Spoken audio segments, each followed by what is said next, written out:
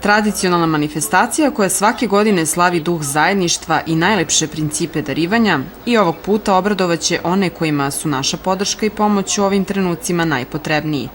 Brojne zemlje poput Kine, Brazila, Austrije i Rusije stigle su na Beogradski sajam kako bi dale svoj doprinos kroz poklone koje su namenili nagradnoj lutriji.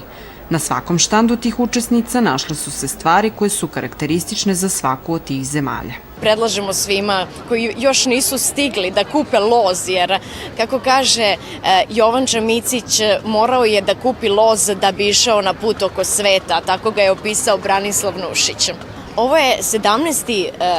pa da kažemo, ne može biti jubilarni, ali 17. Međunarodni klub žena je organizovao dobrotvorni bazar. Do tog broja treba stići i svaka čast svim ženama iz Međunarodnog kluba. Takođe, hoću pohvalim organizaciju Sonje Lapatanov, na njeno veliko zadovoljstvo smo danas sve ovo pripremili. Najvredniju nagradu ove godine omogućila je Austrija, to sa 3 puna pansiona za 4-članu porodicu u hotelu za decu u Austriji.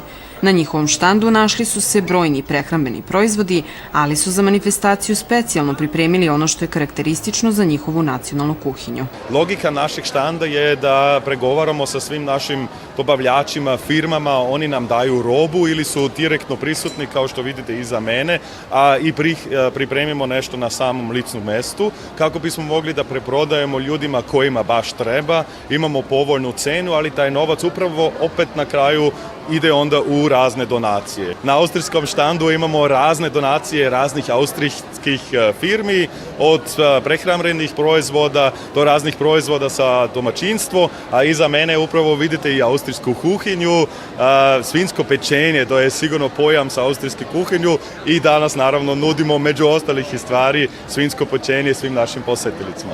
Sakupljena sredstva Međunarodni klub žena će preko svog humanitarnog fonda uputiti organizacijama i projektima u oblasti civilnog društva u Srbiji, a kojima je takva pomoć i podrška najpotrebnija.